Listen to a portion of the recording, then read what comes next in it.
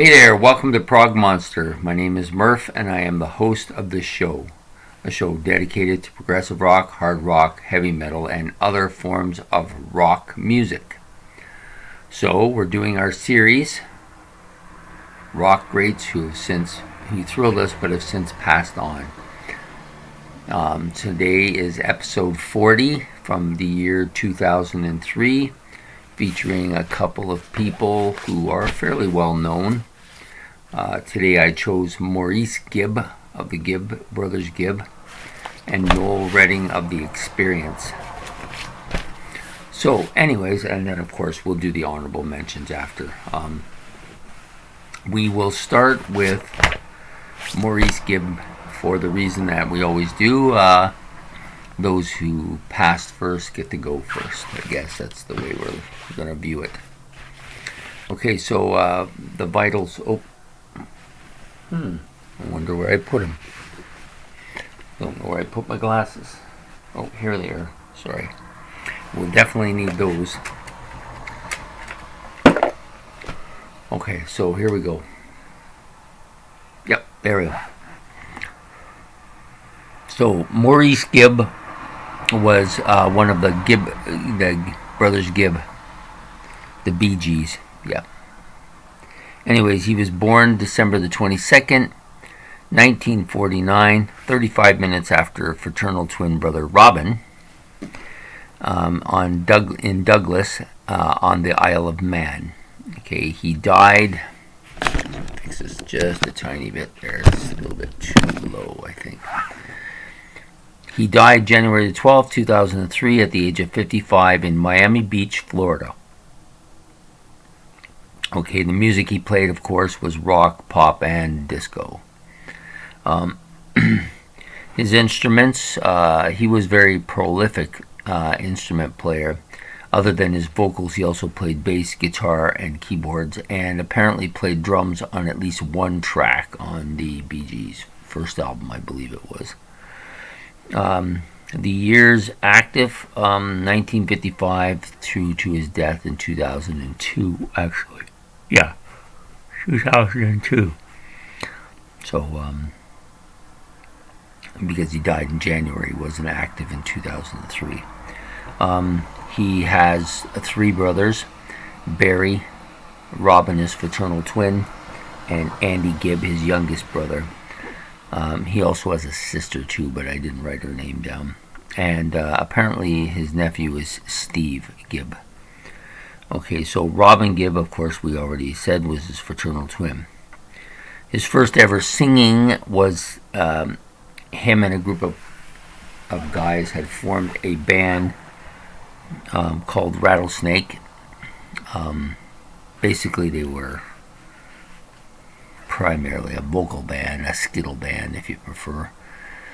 And they went to play at the theater, the Gormont Cinema, in where they lived on the Isle of Man. Actually, no, wasn't. Yeah, it was on the Isle of Man. Sorry. Anyways, they went to perform, and they had brought along a record which they had intended to play and then sing that song while it was playing. But the record got broke on the way there, so they did the thing without any prompts.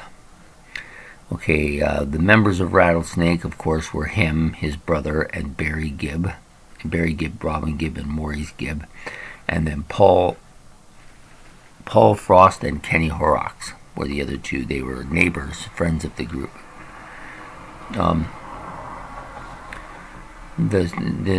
There was a belief that the song that they may have sang at the time might have been from the Everly Brothers. "Wake Up Little Susie" was the one. In 1957, they moved or immigrated, I guess, to Australia. His first album, the group's first single came out in 1963. Their first album was the same year, a few weeks after the Sgt. Pepper's album, which they got favorable comparisons between that one and their own album.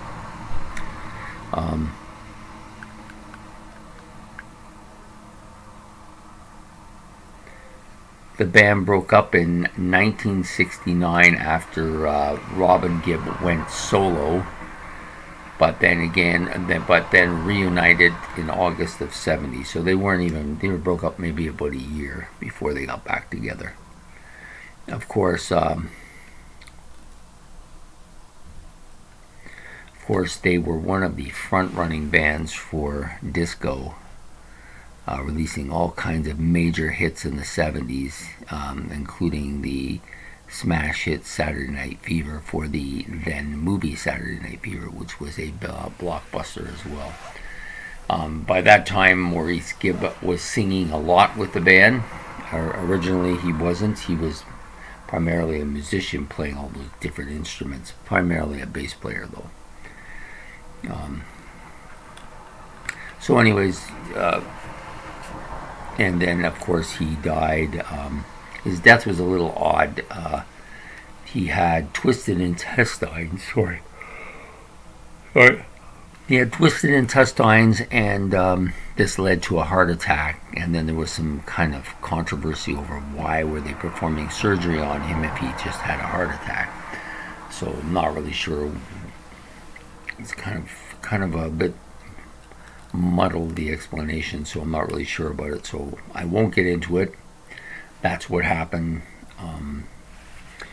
And 200 people attended a private ceremony for him, and then he was cremated. What do I know about the Gibb brothers? Okay, well, I wasn't a disco fan. Let's make that first and foremost. I did not like disco, especially when I was younger. I hated it.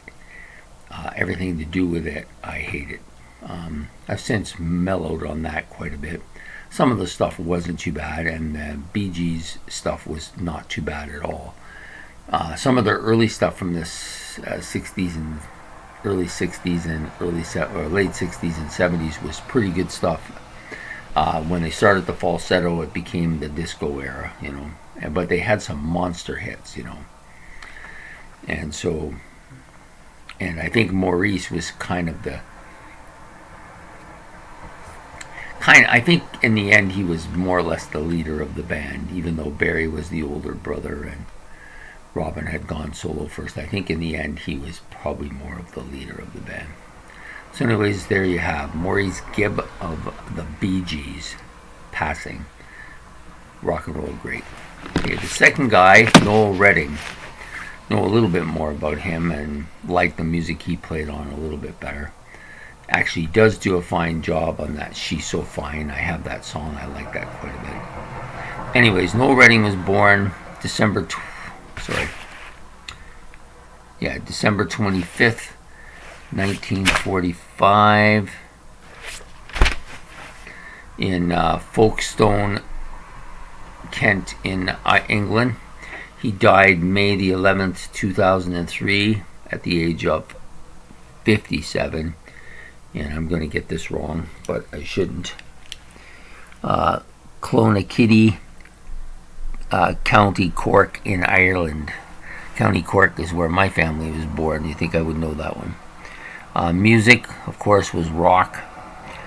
He was primarily a guitar player, switched to bass with the Hendrix Experience, and also did a couple of lead vocals. The most notable is She's So Fine. He was active from 1963 till 2003. He started his career as a guitar player with The Loving Kind and with Neil Landon and the Burnett's. He then joined the Experience and switched to bass guitar because obviously Jimi Hendrix was playing the guitar. But and he did do lead vocals on a couple of tracks I've already mentioned. In 1969, he left the Experience after finding out that they were planning on having other musicians join the band without his consent or without his knowledge.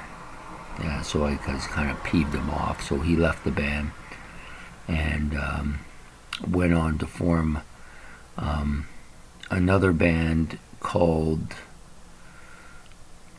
I didn't write it down. Oh, Fat Mattress. I did write it down. with former friend Neil Landon, who I mentioned earlier.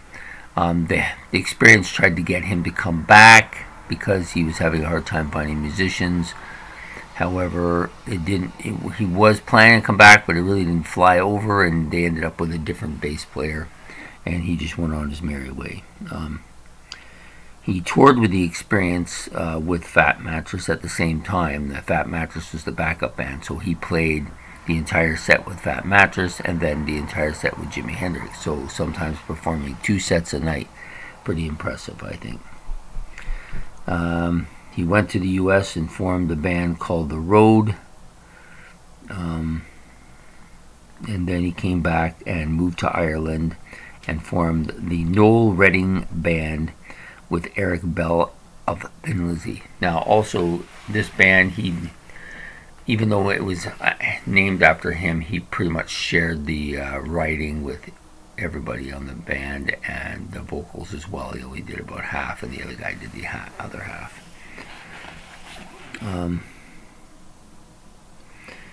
He died of a shock hemorrhage. Okay, so due to, I'm not going to be able to get this. It's a botanical word, or it's a scientific name. Ocephalia varius. I probably got it wrong. Reaction to his cirrhosis of the liver. So basically had an alcoholic problem.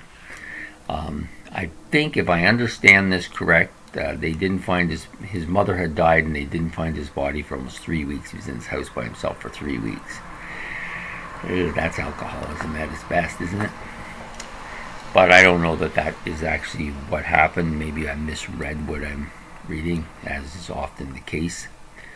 But Noel Redding played with one of the bands who I enjoyed. My Hendrix days started in 1985 and continued till about 1987, where I listened to almost everything I could find by the Experience.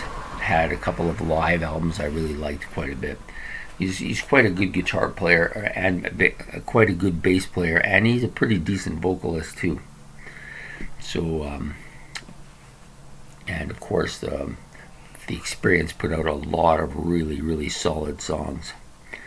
So there you have it. Noel Redding, former bass player, and also in the Rock and Roll Hall of Fame with the Jimi Hendrix Experience. Now let's give you some of these honorables. I almost chose Hank Ballard over Noel Redding, but I decided to not do that at the last minute. I just went with Noel. So other people who died that year that should be mentioned are Mickey Finn from T-Rex, Roger Troutman Jr. from Zapp, his father had died earlier, Ty Longley of Great White, Hank Ballard, which I've already mentioned, of the Midnighter, Hardin Pendergrass of White Witch, Chris Mitchie, I think, of Van Morrison, Little Eva, a pop singer, June Carter Cash of the Carter Sisters, Barry White, a soloist, a soloer. I think it's Dave O'Rourke of the Pink Floyd manager, Skip Batten of the Byrds and others, John Purdell, the producer of Dream Theater, amongst others, and Heart, Warren Liu of Johnny Cash, and Greg Ridley of Sourtooth. Johnny Cash died the same year as June Carter, eh? So there you have it. Rock and roll greats who thrilled us but have since passed on. So if you like this video, please like and subscribe. And I hope you enjoy it. So from Prog Monster, you have a good evening, good night, or actually it'll be a good morning when this comes out. Bye.